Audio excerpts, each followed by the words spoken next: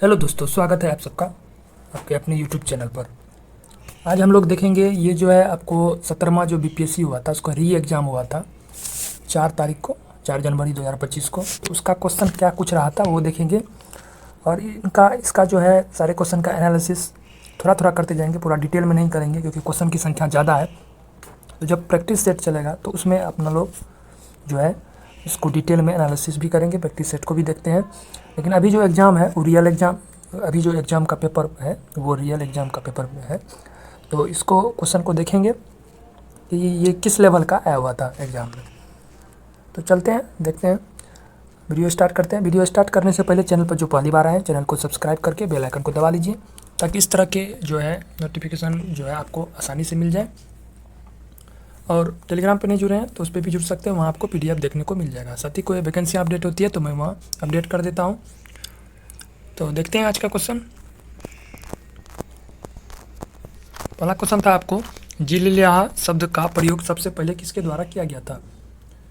जिलिल्लाह शब्द का प्रयोग सबसे पहले किसके द्वारा किया गया था। अलाउद्दीन खिलजी, अकबर, बलबन और इल्तुतमिश। तो ये जो है जिलिल्लाह जो है इस शब्द का क्या अर्थ होता था। ये शब्द का अर्थ होता था ईश्वर की छाया, मतलब ईश्वर की छाया इसका अर्थ होता है। और ये सबसे पहले जो इसका प्रयोग मतलब सबसे पहले किसके द्वारा किया गया था, तो ये बलबन के द्वारा किया गया था। गयासुद्दीन बलबन था, उसके द्वारा किया गया था। वो क्या करता था कि मतलब इसके द्वारा जो क्या होता है वो अपनी जो शासन है वो ईश्वर की इच्छा से उत्पन्न और वैध सिद्ध कर सके, इसलिए इसका यूज किया था ताकि वो अपने शासन को ईश्वर की इच्छा से उत्पन्न और वैध सिद्ध कर सके। नेक्स्ट क्वेश्चन है कि 2023 में 200 अरब अमेरिकी, ये आपको करेंट अफेयर क्वेश्चन है तो इसको आप स्किप कर सकते हैं क्योंकि बहुत ये पीछे का हो गया। तो ये आने वाले एग्जाम में आपको शायद हेल्पफुल ना रहे, फिर भी आप लेवल देखना चाहें तो देख सकते हैं किस लेवल का है करेंट अफेयर आता है, ताकि आपको बिहार के जितने भी एग्जाम आने वाले हैं उसमें आपको हेल्पफुल रह जाए। ये क्वेश्चन आपको बिहार के जितने भी एग्जाम में, जरूरी नहीं है कि बीपीएससी में ही, आपको बहुत सारे एग्जाम में, आपको बिहार के एग्जाम में, सेंट्रल के एग्जाम में हेल्पफुल हो जाएगा। ये जीके जीएस का क्वेश्चन है। नेक्स्ट है कि poverty and un British rule in India पुस्तक 1901 में किसके द्वारा प्रकाशित किया गया था। तो poverty and un British rule in India जो है दादा भाई नौरोजी के द्वारा प्रकाशित किया गया था और ये 1901 में किया गया था। अगला है कि सिरके में खट्टे स्वाद का कारक कौन सा होता है। तो ये जो है सिरके में खट्टे स्वाद का कारक, ये ऑप्शन के अकॉर्डिंग इनमें से कोई नहीं हो जाएगा। टार्टरिक अम्ल भी नहीं होता, लैक्टिक अम्ल भी नहीं होता, साइट्रिक अम्ल भी नहीं होता, सिरके में खट्टे स्वाद का कारक। अगला प्रश्न है कि 2022 शीतकालीन ओलंपिक की मेजबानी किस देश ने की। ये भी बहुत पहले का करंट अफेयर है तो इसको आप स्किप कर सकते हैं क्योंकि आने वाले जितने भी एग्जाम हैं उसको हो सकता है कि आपको इतना पीछे का करंट अफेयर ना आए। फिर भी इसका आंसर जो है पीडीएफ में आपको दिया हुआ है, चीन होता है। लोकसभा के अध्यक्ष को प्राप्त है, क्या प्राप्त है ये आपको बताना है। केवल समान मत होने की स्थिति में मतदान का अधिकार, सदन के अन्य सदस्यों की भांति मतदान का अधिकार, 2 मताधिकार एक समान अवधि में, और दूसरा समान मत होने पर मतदान का अधिकार नहीं। तो इसका ए नंबर ऑप्शन हो जाएगा, केवल समान मत होने की स्थिति में मतदान का अधिकार। नेक्स्ट क्वेश्चन है कि आपको बताना है कि दक्षिण अमेरिकी महाद्वीप का सबसे प्राचीन पर्वत कौन सा है। तो ये जो है पेकारेमा होता है, दक्षिण अमेरिकी महाद्वीप का सबसे प्राचीन पर्वत। नेक्स्ट है 2024 में किसे भारत रत्न दिया गया। ये क्वेश्चन पूछ सकता है क्योंकि रिसेंट का ही है हुआ, तो एम एस स्वामीनाथन जो इसका राइट आंसर हो जाएगा। अगला प्रश्न है कि निम्नलिखित में से कौन राष्ट्रपति के निर्वाचक मंडल के रूप में कार्य करता है लेकिन महाभियोग प्रक्रिया में भाग नहीं लेता है। तो राज्य विधान परिषद, राज्य विधानसभाएं, राज्यसभा, लोकसभा। तो इसका राइट आंसर हो जाएगा राज्य विधानसभा। अगला है कि 1917 में चंपारण सत्याग्रह का नेतृत्व किसने किया। तो चंपारण सत्याग्रह किसने किया था, तो ये महात्मा गांधी। ये कई बार मैंने प्रैक्टिस सेट में बताया हुआ है, तो ये जो है महात्मा गांधी इसका राइट आंसर हो जाएगा। अगला देखते हैं कि आप किस लेवल का आया हुआ है।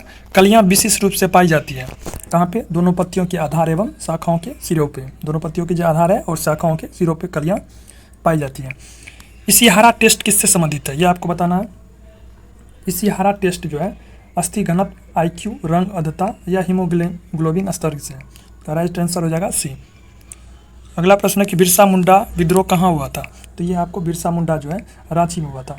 दोस्तों अभी जो NTPC अंडर ग्रेजुएट का एग्ज़ाम हुआ था, अंडर ग्रेजुएट एग्ज़ाम, देखिए कैसे टेली करता है क्वेश्चन, ये आपको बताना चाह रहे हैं, इसलिए प्रैक्टिस सेट करवाते हैं। जो भी एग्जाम में पूछा हुआ है वो बिहार में भी एग्जाम में आपको कम आएगा, प्लस सेंट्रल में भी आएगा। तो एनटीपीसी का जो एग्ज़ाम हुआ था अंडर ग्रेजुएट, उसमें 28 तारीख को जो है आपको थर्ड शिफ्ट में क्वेश्चन पूछा गया था बिरसा मुंडा के संबंध में। उसमें 5 ऑप्शन दिया गया था, ये आपको बताना था कि बिरसा मुंडा के बारे में बताना था। तो इसमें जो है रांची नहीं देके दूसरा शायद मध्य प्रदेश इसका ऑप्शन दिया हुआ था, तो इसका राइट आंसर हो जाएगा आपको रांची। तो ये बीपीएससी में भी पूछ चुका है और रिसेंट में ही पूछा है, जनवरी में पूछा है, तो ये आप देख सकते हैं। बिरसा मुंडा विद्रोह जो है रांची में हुआ था।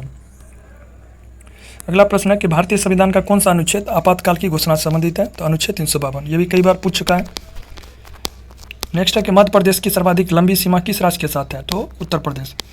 जीएसटी परिषद का चेयरपर्सन कौन होता है? जीएसटी का स्थापना कब हुआ था? ये पूछा हुआ था एनटीपीसी ग्रेजुएट में, और इसमें जो है चेयरपर्सन कौन होता है? तो केंद्रीय वित्त मंत्री, इसके बारे में पूछा है।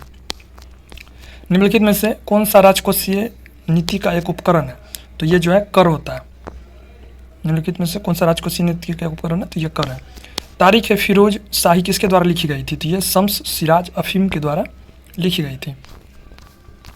नेक्स्ट है कि 2023 के विश्व आर्थिक मंच की बैठक की मेजबानी किस देश ने की? ये भी आपको करंट का क्वेश्चन है, तो बहुत पहले का हो गया ये क्वेश्चन, तो इसको आप स्किप कर सकते हैं। 1939 में जब सुभाष चंद्र बोस ने इस्तीफा दिया तब भारतीय राष्ट्रीय कांग्रेस के अध्यक्ष कौन बने? तो ये राजेंद्र प्रसाद हो जाएगा इसका राइट आंसर। अगला है कि एक संधारित्र का प्रतिघात होता है, मतलब कैपेसिटर का जो है प्रतिघात होता है, क्या होता है? ये आपको फिजिक्स से क्वेश्चन, भौतिकी से, साइंस में, तो आवृत्ति के व्युत्क्रमानुपाती होता है इसका राइट आंसर। 2023 में COP28 जलवायु शिखर सम्मेलन की मेजबानी, COP28 जलवायु शिखर सम्मेलन की मेजबानी किस देश ने की? ये संयुक्त अरब अमीरात ने की थी। नेक्स्ट है कि आपको ये बताना कि बिहार के किस जिले में विश्व प्रसिद्ध चित्रांकन मिलता है? तो ये मधुबनी में मिलता है। उसके बाद है संथाल हुल विद्रोह आदिवासी आंदोलन कब हुआ था? तो 1855 और 56 में हुआ था। नेक्स्ट है कि वाष्प मीथेन रिफॉर्मिंग तकनीक के उपयोग से प्राप्त करते हैं क्या? Grey hydrogen. अगला प्रश्न है कि कुल जमा का अनुपात जो एक वाणिज्यिक बैंक को भारतीय रिजर्व बैंक के पास रखना चाहिए उसे कहते हैं नगद आरक्षित अनुपात, कैश रिजर्व रेशियो, CRR बोला जाता है इसको, कैश रिजर्व रेशियो। ये रखना पड़ता है रिजर्व बैंक के पास, उसको ही कैश रिजर्व रेशियो, नगद आरक्षित अनुपात कहते हैं।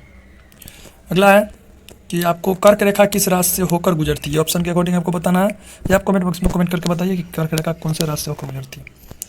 निम्नलिखित में से कौन सा विषय है जिसके संवैधानिक संशोधन हेतु आधे से अधिक राज्यों की व्यवस्थापिका द्वारा अनुमोदन किया जाना अनिवार्य है, तभी यह संशोधन संभव होगा? क्या? तो राष्ट्रपति का चुनाव, संसद में राज्यों का प्रतिनिधित्व और 7वीं अनुसूची की किसी सूची में। ये आपको तीनों इसका राइट आंसर हो जाएगा। 3 धातु दिया हुआ A, B और C का मानक इलेक्ट्रॉन विभव क्रमशः 0.5 वोल्ट, -3 वोल्ट एवं -1.2 वोल्ट है, तो इस धातु की अपचयन शक्ति क्या होगी? तो अपचयन शक्ति पहले हो जाएगा -3 वोल्ट, इससे ग्रेटर होगा -1.2 वोल्ट, फिर इसके बाद लास्ट में हो जाएगा 0.5 वोल्ट। अगला कि भारतीय राष्ट्रीय कांग्रेस के पहले मुस्लिम अध्यक्ष कौन थे? तो बदरुद्दीन तैयब जी जो थे भारतीय राष्ट्रीय कांग्रेस के पहले मुस्लिम अध्यक्ष थे। नेक्स्ट है कि निम्नलिखित में से किस अधिनियम ने बिहार के एक सदनीय विधानमंडल को द्विसदनीय में बदल दिया? बिहार विधानसभा और बिहार विधान परिषद, तो भारत सरकार अधिनियम 1919। अगला है कि छोटा नागपुर पठार पर कर्क रेखा को कौन सा नदी 2 बार काटता है? तो उत्तरी कोयल सुवर्ण रेखा जो है 2 बार इसको जो है काटती है।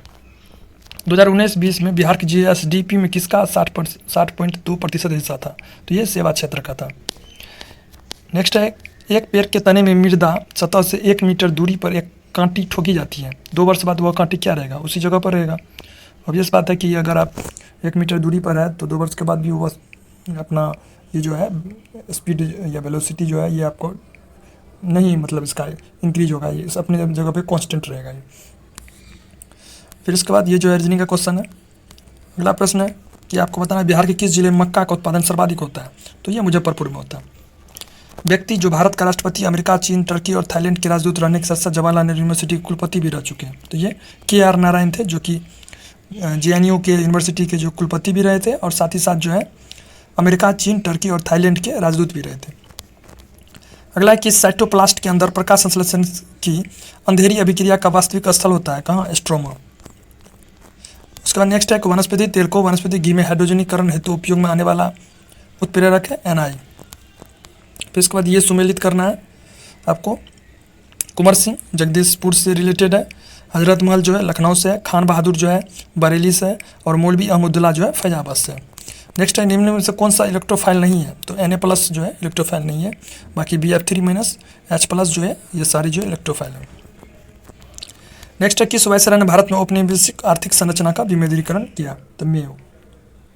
तो यही जितने भी और भी इसमें क्वेश्चन सारे हैं, तो ये सारे क्वेश्चन जो आपको PDF मिल जाएगा और टेलीग्राम चैनल पर, टेलीग्राम ज्वाइन कर लीजिए, लिंक जो है इसी वीडियो की डिस्क्रिप्शन में मिल जाएगा। तो आप लोगों को वीडियो पसंद है तो वीडियो को लाइक कीजिएगा, ज़्यादा से ज़्यादा लोगों के बीच शेयर कीजिएगा। मिलते हैं नेक्स्ट वीडियो में। Thank you for watching.